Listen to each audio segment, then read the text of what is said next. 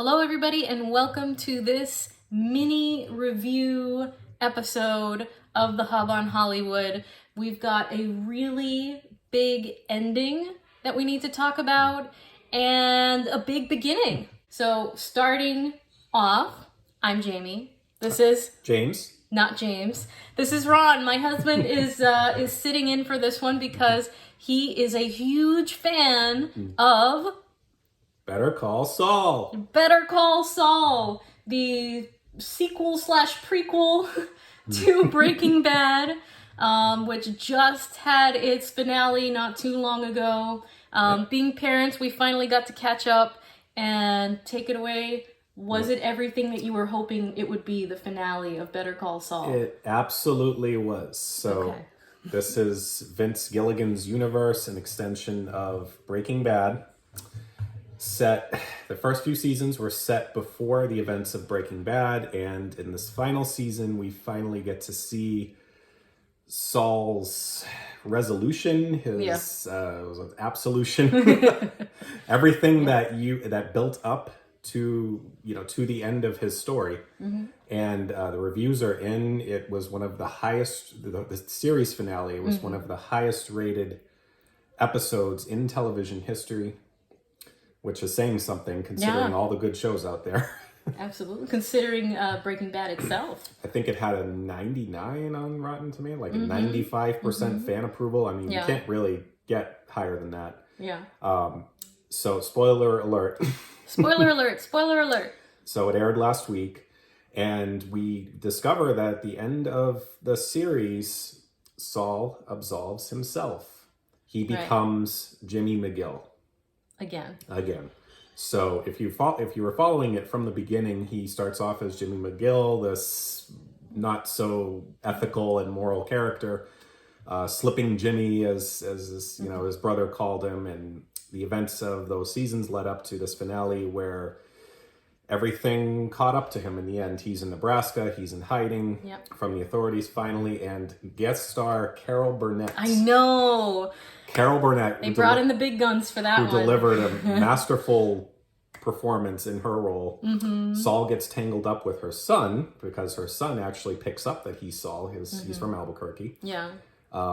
Saul gets him in trouble to try to cover himself. And to summarize, Carol Burnett finds out, the mother of that man finds out that he is in fact Saul Goodman, the one on the run from the law.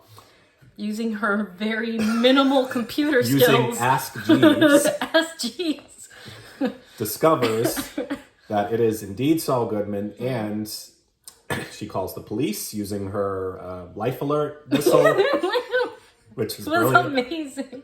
And Gene Takovic, aka Saul Goodman's on the run, gets found at a dumpster and is extradited back to New Mexico to account for his many crimes in support of Walter White and the whole Breaking Bad saga. And, everything leading up to the end suggests that he will play the same role, that he's going to argue himself out of everything. And he essentially does. He gets his plea agreement down to 7 years. Yeah, for multiple life sentences. Life sentences. The feds had everything on him. And there was an incredible exchange between him and Hank Schrader's widow, Marie.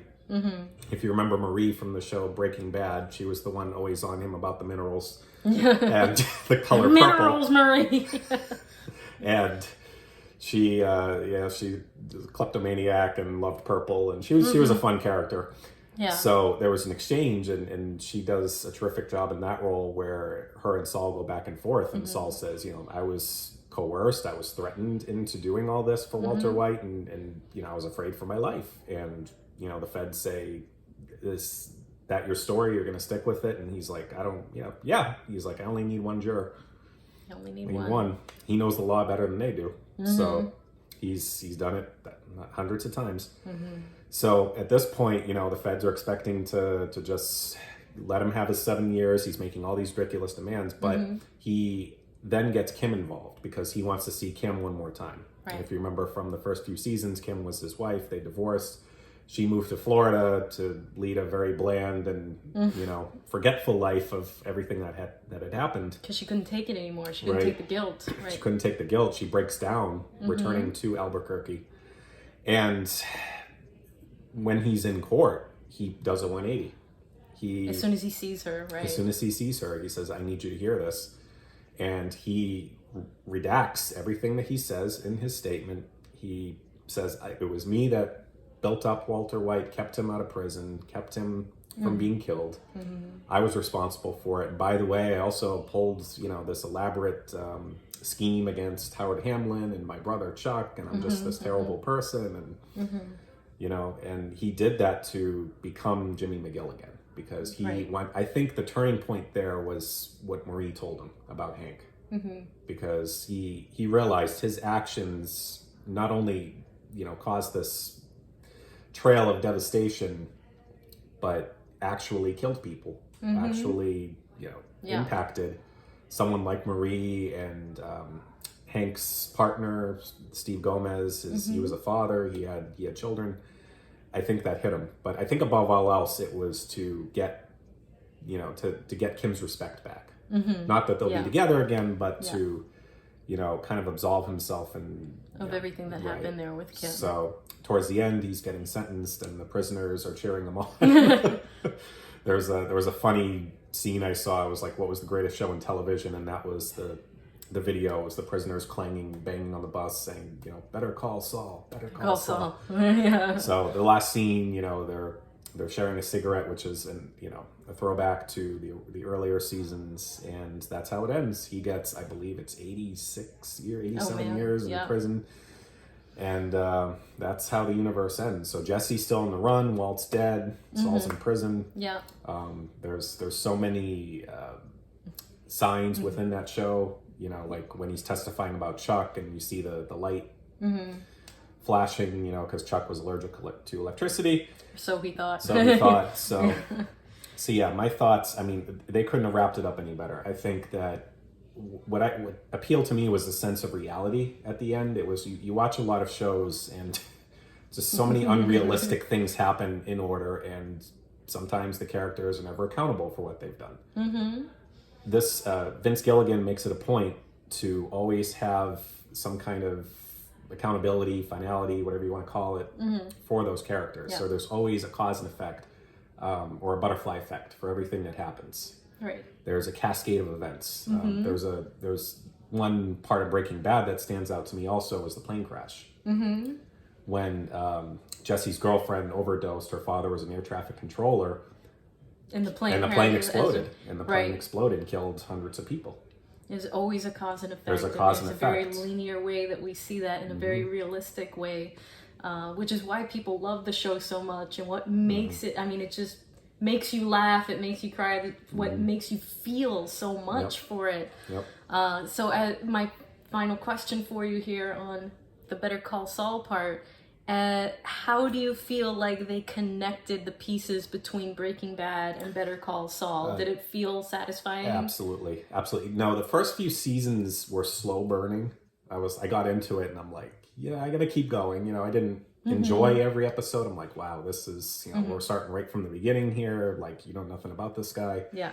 But then they introduce very slowly Mike Ehrmantraut, they introduce Gus Fring. Yeah. You learn about the history of the cartel, how the lab was built, everything that you tried to wonder about in Breaking Bad. Like, how did this all come together? How this universe? And then you appreciate it all so much more because you realize how destructive Walter White was, how good everything was, and how talented all these people were in what they did. And one high school chemistry teacher brought it all down, crashing down because of his ego. Well, he destroyed all of their lives. Jesse's life, he killed Mike.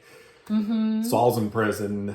Everybody. It was truly amazing. And I get random clips on YouTube still of the show, and it's last time I was on here, I talked about Ozark, and I was like, oh, maybe they're tied. Like, no, not even close. Breaking Bad is above and beyond, far and beyond the best. Yeah. Thank you so much for that great roundup of Better Call Saul. One other thing that we have started watching that is brand new is The Sandman. Hashtag The Sandman. The Sandman. Which is up new on Netflix. And this is a very comic book accurate representation of a comic that by the same name, The Sandman. And a lot of fans of the comic are very, very satisfied because it's so true to the story. Like, there are parts of this show that are line by line by line exact, pulls from the comic book. I haven't written the comic. I'm just watching this as a general audience, appreciator. I think it's bingeable, The Sandman, but there are things that are not to my taste. I know it's absolutely not his taste whatsoever. But the pacing is very slow. There's lots of, I would say British humor to it. And it's just slow. It's a little too slow for my taste. And it's a little too fantastical in some parts. However, I'm a really big fan of the main actor of the series who plays Dream, one of the Endless. And he talks like this. Because in discussions with the director, they're like, what would Dream sound like? That soothing voice that puts you to sleep at night and all of that. So I think that the way that he is and the way that the character is very slow and measured and intriguing and interesting. I think that that's really great. But the story pacing and all of that, you just have to have the attention span for it, okay? Some people don't have the attention span, but if you've got the time and you like fantasy sci-fi, I think it's highly enjoyable, it's highly bingeable. There's a bit about a dragon. I didn't care about the CGI dragon. Other people were very compelled by the CGI dragon storyline. But I think there are definitely really interesting stories to tell here, in particular the diner. That really caught my attention. That's something I think that you would really like as well. But I'm not going to give away too many spoilers here. I'm just going to say great acting by the main cast. Slow pace, so just be, prepared for that. And for folks who love the comic book, it's very comic book accurate.